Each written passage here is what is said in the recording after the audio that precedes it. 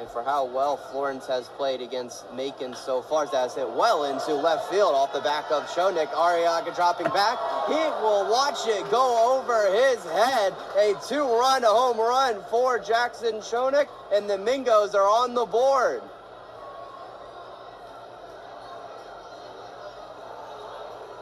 That ball just kept carrying and carrying and carrying into left field. It is the first home run this season for the catcher Chonik, and the Mingos are up 2-0. Try number 4, the pitch, runners go. That one hit into left field, approaching the wall, is off of the fence, right to Miles Holmes. 1 run scores for the Mingos, another being waved around. Gavin Johnson will slide into home plate, and the Mingos take a 3-1 lead.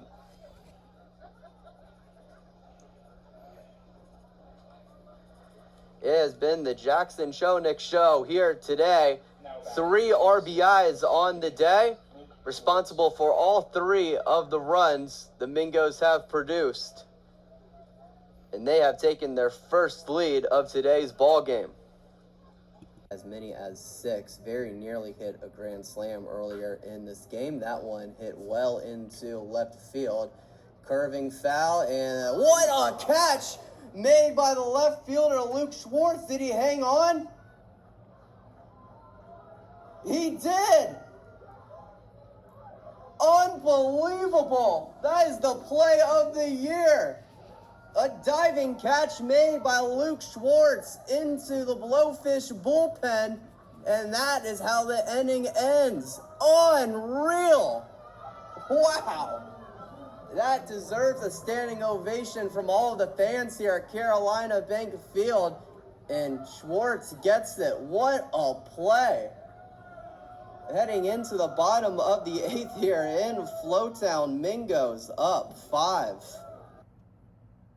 It's outside the first baseman catching, holding on the runner, Waldrop. 2-2 pitch coming from Moore. Here it is. Swung on and missed.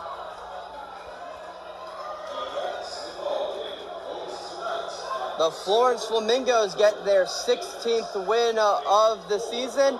It is the first win for Eli Brum as a head coach, and they did it, ending the game with just 8 position players healthy. That's a pretty unbelievable performance tonight for the Mingos. They will improve to 16-25 on the year.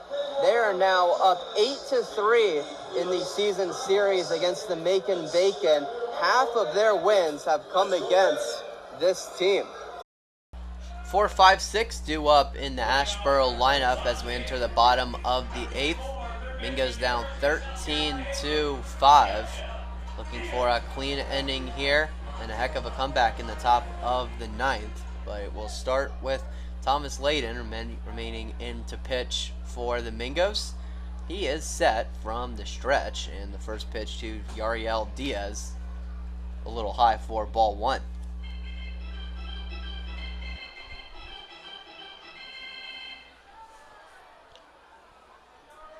Diaz today 1 for 2, 1-0. That one again upstairs. Count will go to 2-0.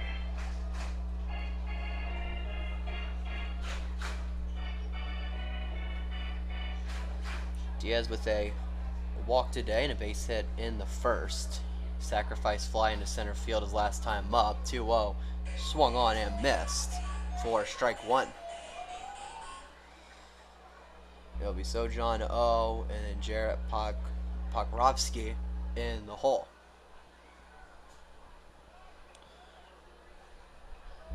2-1. That one fouled back behind home. The count evens up at 2-2.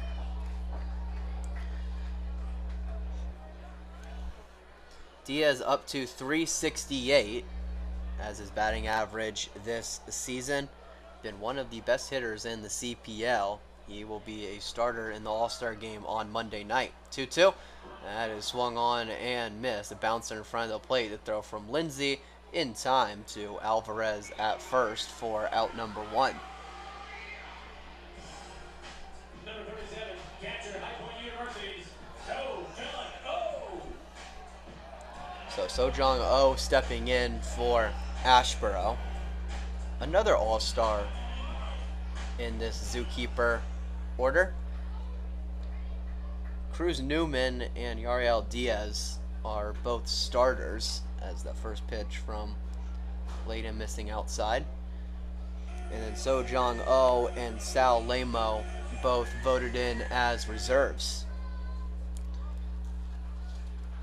4 of 6 total all-stars for Ashboro as that breaking pitch not quite breaking enough, getting the upper back of O.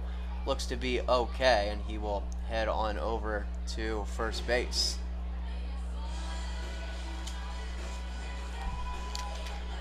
So runner on first, 1 out for Ashboro in the bottom of the 8th inning. The other all-stars for Ashboro, Mason McDaniel and Joe Rosher, 2 pitchers that will be heading to Macon. We'll have the skills competition on Sunday night.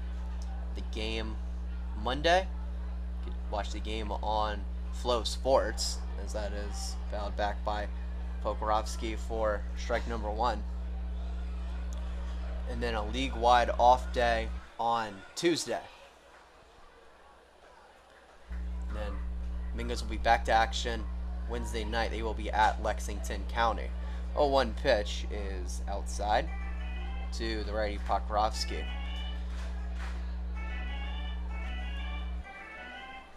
He is 2 for 4 today.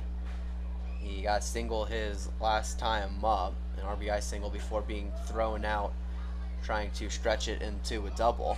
1-1 pitch high, and the count will go to 2-1.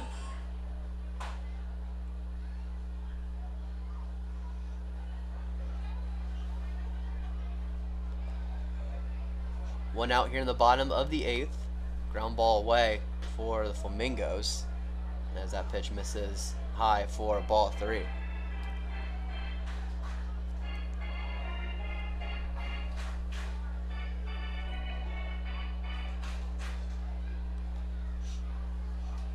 Layden looking for a strike here. Here's the 3-1 pitch. That one fouled back for strike 2. Chrisman on deck, and then German in the hole. There is a righty warming up in the Ashboro bullpen. So don't think it will be Bell closing this thing out, I'm assuming. No action in the Flamingo bullpen. Payoff pitch. That one hit towards Quigley at short. He will drop it on purpose. Step on second for 1. That will indeed be it. Tried to pull a fast one. It's actually a pretty smart play from the shortstop, Anthony Quigley, but the field umpire right on top of it, and that was the correct ruling for out number 2.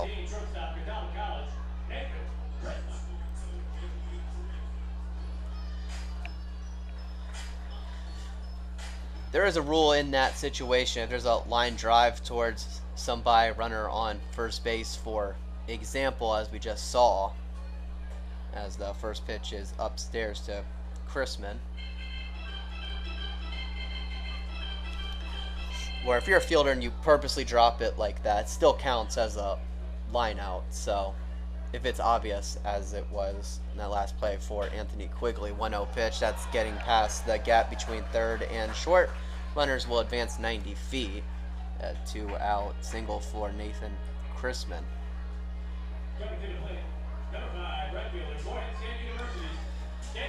If it's a fly ball, though, for example, that's where things can be a little different. As long as you let the ball hit the ground first in a situation like that, and the runner's not, running it out from the batter's box, could be a situation you want to do. I just saw Manny Machado do it last week. Ellie De La Cruz for the Reds was at first base, as that first pitch misses low and in for ball 1. And Machado, playing at third, let the ball drop and tossed it over to second base to get the speedy De La Cruz out. As that swung on and missed for strike 1, will be a 1-1 count to Davis German.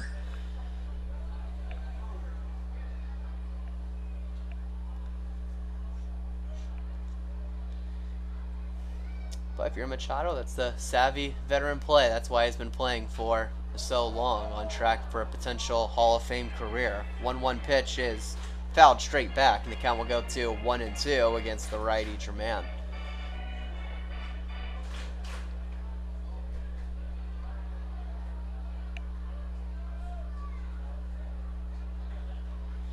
Late and set. 1-2 pitch. Runners go. The slider is a little low for ball 2. No throw from the catcher Lindsay, so a couple runners in scoring position for Ashboro. 2 outs here in the bottom of the 8th. Ashboro up 8. Here's the pitch. That one running inside for ball 3. Another thing to consider, if there's a base hit into the outfield and both these runners score, the game will be over. The run rule will be in effect 10 after 7 or 8. So Ashboro's able to get a couple across, the game will end. Payoff pitch, that one upstairs for ball 4. That walk is brought to you by North Carolina Baseball Academy. Train with the best. Visit the North Carolina Baseball Academy in Greensboro. Stepping to the plate, number 8, second baseman, University of South Carolina agent, Sal Lamo. The one run rule that the Mingos have suffered this season came early this year, June 3rd against Lexington County, the first game of a doubleheader. They lost 14-0. That one actually ended after 5. First pitch to the second baseman, Sal Lamo, high for ball 1. Since then, Mingos have not had a run rule loss, but that's potentially in danger here. Bases loaded for the Ashboro Zookeepers. 2 outs with the second baseman Sal Lamo digging in for the 4th, or I should say 5th time tonight.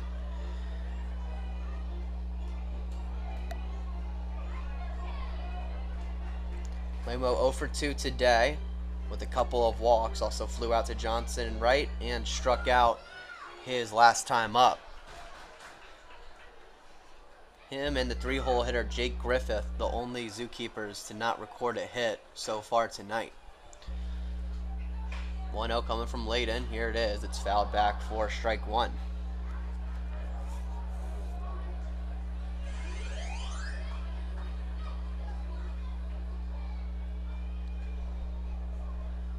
Top of the order up next for Ashboro.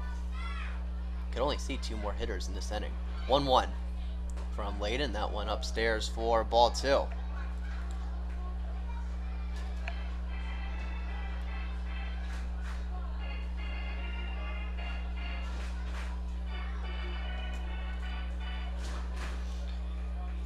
Small leads for all runners for Ashboro. 2-1 pitch coming from Layden. That one well hit down the right field line, but way foul.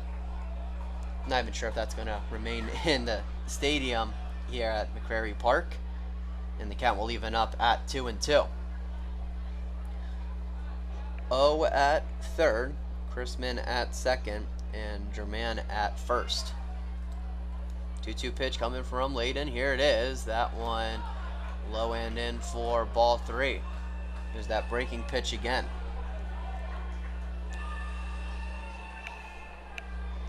So a full count, 2 outs here in the bottom of the 8th inning. Mingos down 13-5. Payoff pitch coming from, or to Sal Lamo. Runners will be going. Here's the pitch.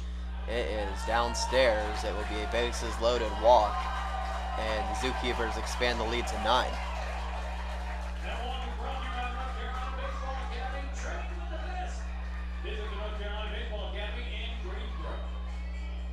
To the plate for the Zookeepers, number 14, left fielder, Niagara University's Elijah Hamill. So Eli Hamill digging in for the Zookeepers. Appearance number 6 for him on the plate. He has reached base in all 5 of his appearances. First pitch from Layden. Hit towards Quigley at short. He will glove it. The throw to first is in time for out number 3. Flamingos able to avoid the run rule, but they have to make up 9 in the top of the 9th. We'll see if they could do it after this quick break. Stay with us here on Flamingo Radio.